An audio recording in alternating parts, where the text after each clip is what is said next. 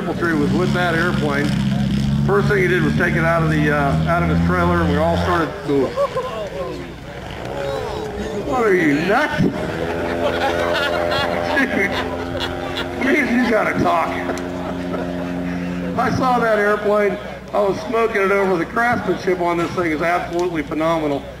And again, this is the first time I met Yuri. He was telling me about how long it took to cover this thing, how many billions of pieces of covering on it, how long he took to engineer all parts of it. And I was thinking, man, you know, this is going to be awesome. We basically got a guy that designed a scale version of Ultra Extra 300.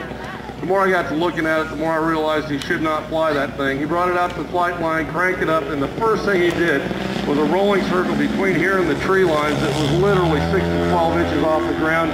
He was actually pulling up the airplane when he was rolling to knife edge and would drop it back down when the rudder was almost on the ground. I looked at Mike Gregory and said, buddy, this is a shame. And Mike said, what that? But that airplane's going to be dust in about 15 seconds. 7 years later, I guess Yuri Higuchi has proven me wrong. What do you think about that? Still flying the same plane. Yuri's won at a bunch of the major contests. He's competed at the Tucson Aerobatic Shootout, the XFC, a whole lot of the other ones. We're fortunate enough to work with Yuri when Wildberry was doing the production of Electric Flight School, which was an absolute hoot. One thing I realized about Yuri early on is he's a man that you never want to dare. He's an adrenaline junkie like you can't believe.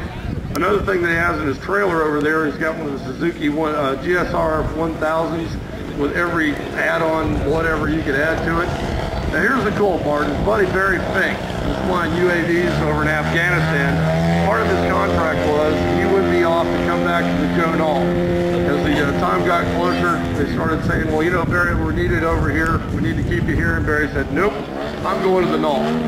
Barry took 3 days getting home, flew into Arizona and hooked up with Yuri.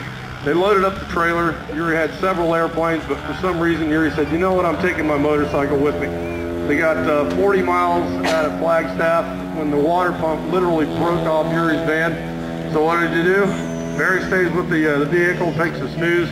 Yuri jumps on, and what can I only tell you is a high rate of fuel consumption. Went back to Flagstaff, picked up another water pump. They moved the truck and trailer into the center of the medium on the interstate. 6 hours later, they had it running. They made the whole trip out here, and they're having a great time. For that, Barry, you need to stand up for just a second. Coming all the way over from Afghanistan, flying UAVs to be with us, brother. Welcome, man. Thank you for what you're doing for the country, bro. That's what flying buddies do.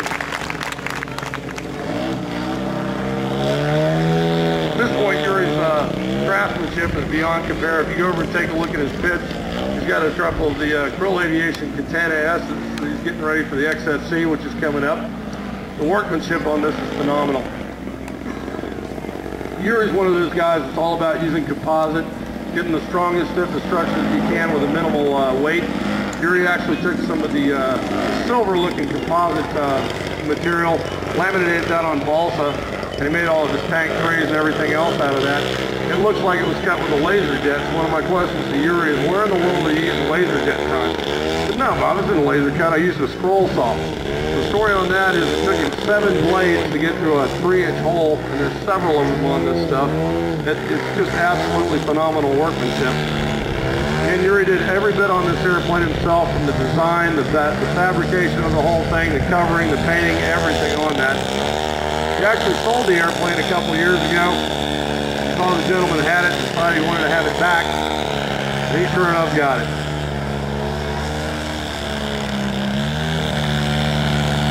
Again, after we get done with the demos today, we'll ask Yuri to bring that back, take the cowl off it and the hat.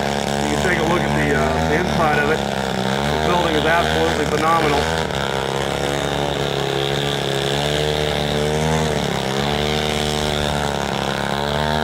You take care of the bottom side, you got a good look at the aileron boost tabs.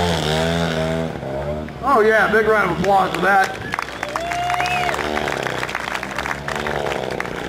Yuri's saying the aileron boost tabs sure made a difference. And again, these servos are 7 years old. Obviously the stuff that we have is come a long way. You don't really need that anymore. But it's just cool to have innovative design features like that.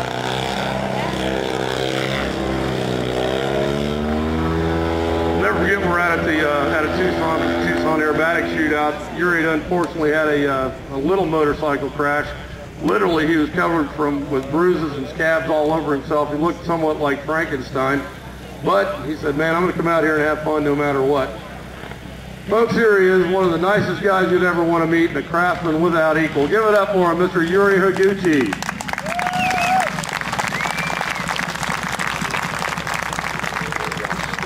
Great job, Yuri. Also, come here.